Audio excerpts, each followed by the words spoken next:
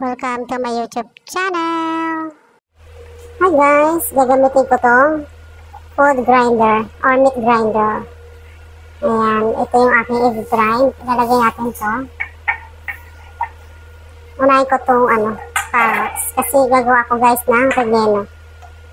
Ayan, cover natin. Tapos, ilagay natin tong ayan. Saksak na rin natin to guys.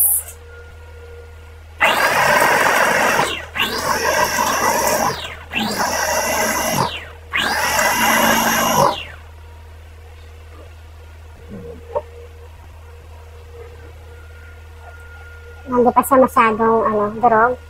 Ulitin natin.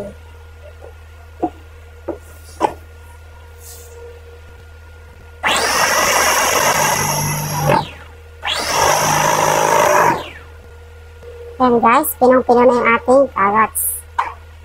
Lalagay ako dito ng sibuyas, bawang, at saka onion leeks. Lagyan natin dito. Kamay na lang natin. Tapos, lagyan natin dito.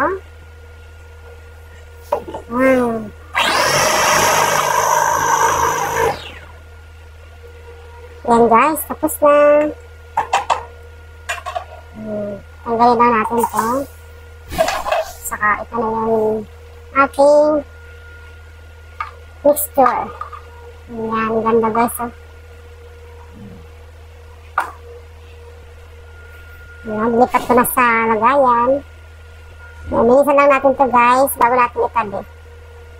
Yan, hindi ko ito hinugasan guys, punas lang. Ang maganda dito guys, may siya, handle. Dito ko naman guys, linisan or hinugasan itong parts ng meat grinder. Ayan. Lalo itong plate guys, kasi napakatanas nito. Kailangan dandahan mong sabunin. Ayan, gamit ang sponge. Kailangan natin guys ay sabunin mabuti ito.